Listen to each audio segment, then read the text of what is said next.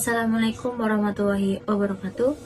Kami di sini akan menjelaskan hasil dari ausar kami terhadap PPh 21. Pengertian dari PPh 21 adalah pajak yang dikenakan atas penghasilan yang diterima oleh orang pribadi dalam negeri karena pekerjaan, jasa, atau kegiatan tertentu. Penghasilan tersebut itu bisa berupa gaji, honor, tunjangan, bonus, dan pembayaran lainnya.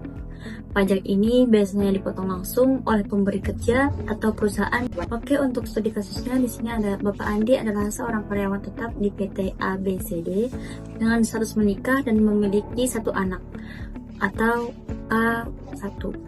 Gaji pokok 10 juta per bulan, tunjangan jabatan 2 juta per bulan, premi JKK dan JKM ditanggung oleh perusahaan senilai 50.000 per bulan. Iuran pensiun dibayarkan Pak Andi setiap 100.000 per bulan. Iuran JHT dibayar oleh Pak Andi senominal 200.000 per bulan. Gaji pokok sebulan 10 juta, tunjangan jabatan 2 juta, premi JKK dan JKM perusahaan 50.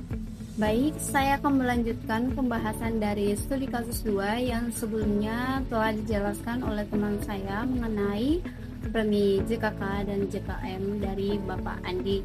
Kali ini saya akan menjelaskan tentang gaji bruto dan gaji neto dari kasus yang sama. Gaji bruto adalah jumlah gaji secara keseluruhan sebelum dikurangi oleh potongan apapun. Sedangkan gaji neto adalah gaji bersih yang benar-benar diterima oleh karyawan setelah semua potongan pajak dan iuran lainnya. Dari komponen gaji yang sudah dijelaskan oleh teman saya sebelumnya, yaitu gaji pokok, tunjangan jabatan, dan premi JKK dan JKM. Ketiga komponen tersebut apabila dijumlahkan akan menghasilkan penghasilan bruto sebulan sebesar 12.050.000. Di penghasilan bruto setahun, kita kalikan penghasilan bruto sebulan dengan 12 bulan.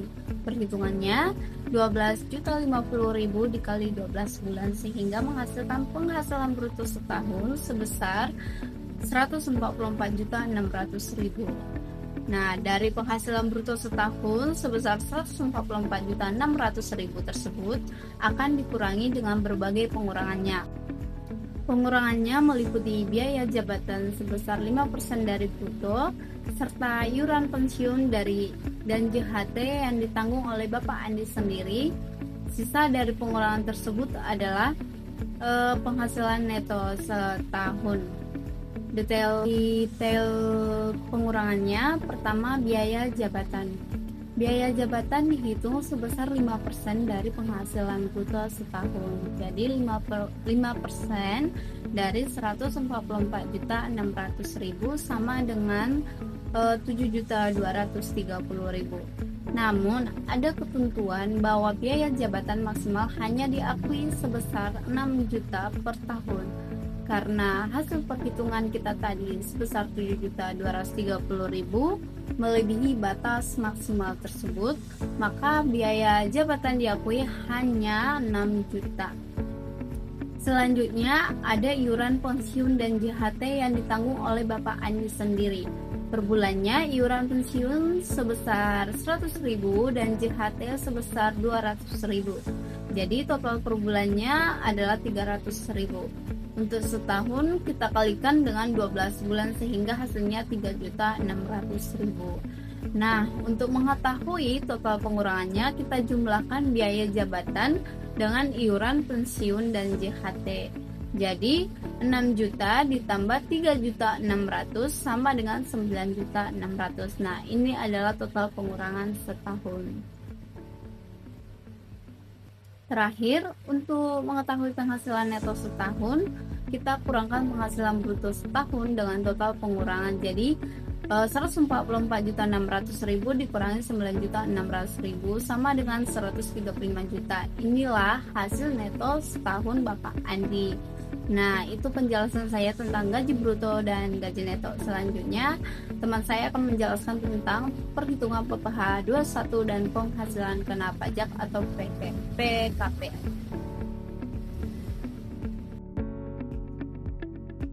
Baik, saya akan melanjutkan penyelesaian perhitungan PPh pasal 21 milik Bapak Andi.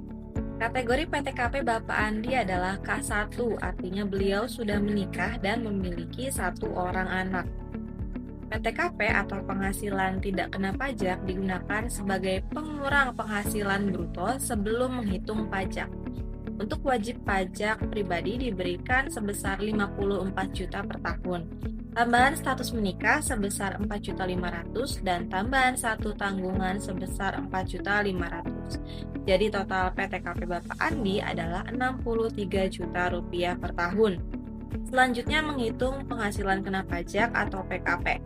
Penghasilan neto Bapak Andi sebesar 135 juta rupiah dikurangi PTKP sebesar 63 juta rupiah sehingga diperoleh PKP sebesar 72 juta. Karena jumlah PKP melebihi 60 juta, maka perhitungan pajaknya menggunakan tarif progresif. Nah, untuk lapisan pertama penghasilan sampai 60 juta dikenakan tarif 5% sehingga pajaknya sebesar 3 juta rupiah. Kemudian sisa PKP sebesar 12 juta dikenakan tarif 15%. Menghasilkan pajak sebesar 1.800.000. Jadi total PPh pasal 21 terutang selama 1 tahun adalah 4.800.000. Oke, kemudian untuk perhitungan pajak bulanan Januari sampai dengan periode November digunakan metode TER atau tarif efektif rata-rata. Karena status Bapak Andi termasuk kategori dengan penghasilan bruto 12.050.000 per bulan, maka tarif TER yang digunakan adalah 2%. Perhitungan pajaknya yaitu 2% dikalikan 12.050.000 rupiah sehingga didapat PPh 21 sebesar 241.000 per bulan. Jika dihitung selama 11 bulan, total PPh 21 yang telah dipotong adalah 2.651.000 rupiah. Nah, dari studi kasus ini dapat disimpulkan bahwa PTKP sangat berpengaruh dalam mengurangi penghasilan kena pajak, sehingga besarnya pajak yang dibayarkan dapat disesuaikan dengan kondisi dan status wajib pajak. Saya Dewi Anatalia dengan NIM 632501110. Di sini saya akan menjelaskan pelaporan surat pemberitahuan. Pelaporan surat pemberitahuan masa pajak penghasilan pasal 21 tidak lagi dilakukan secara manual ke kantor perpajakan. Tapi wajib pajak dapat melakukan pelaporan SPT melalui online. Di sini saya akan menjelaskan bagaimana sih langkah-langkah melakukan pelaporan surat pemberitahuan. Yang pertama, login ke akun Cortex dengan memasukkan nick dan password yang telah terdaftar. Yang kedua, untuk mengunduh bukti potong pajak penghasilan pasal 21 A1 BPA1, pilih menu portal saya, lalu pilih dokumen saya, lalu klik unduh pada dokumen. Yang ketiga, klik menu surat pemberitahuan, lalu buat konsep surat pemberitahuan. Dan yang keempat, pilih pajak penghasilan orang pribadi. Dan yang kelima, pilih SPT tahunan dan pilih periode Januari sampai Desember 2002. Yang keenam, pilih model SPT normal. Yang ketujuh, klik edit pada menu SPT yang sudah tersedia. Yang kedelapan, klik posting.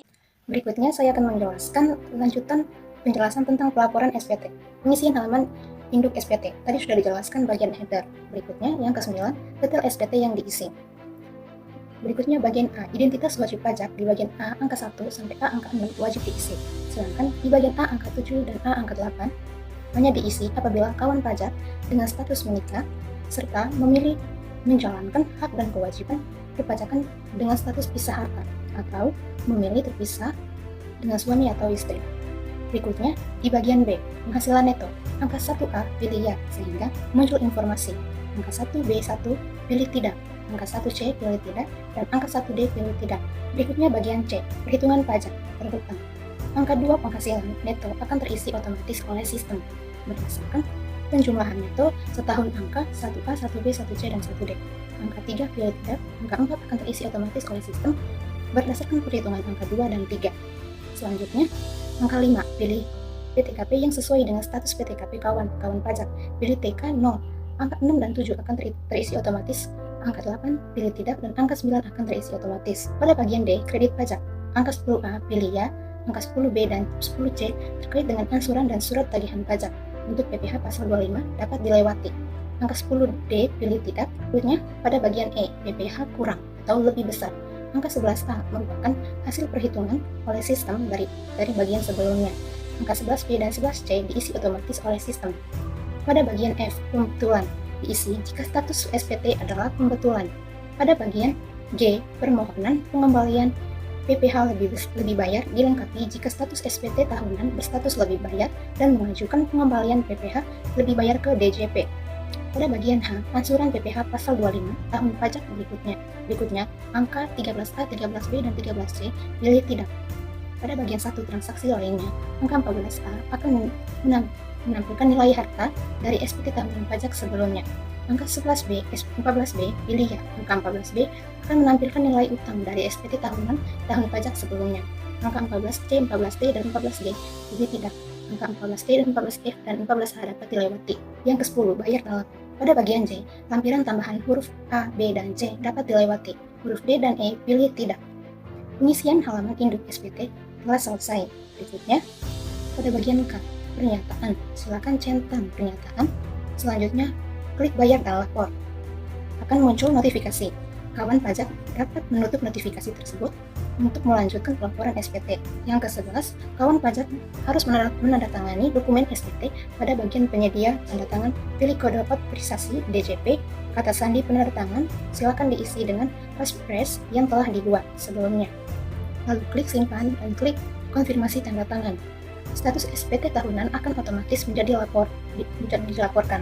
Yang ke-12, SPT yang telah berhasil dilaporkan akan muncul menu SPT dilaporkan. Kawan pajak dapat mengklik ikon mata untuk melihat isi SPT, lalu klik tanda hijau untuk mengunduh pelaporan SPT atau bukti penerimaan surat, atau klik tombol merah untuk mengunduh SPT dalam bentuk PDF. Demikian presentasi dari kelompok kami mengenai materi pajak penghasilan pasal 21. Kami berharap penjelasan video ini dapat memberikan wawasan baru dan bermanfaat bagi kita semua. Mohon maaf jika ada kekurangan dalam penyampaian kami. Terima kasih.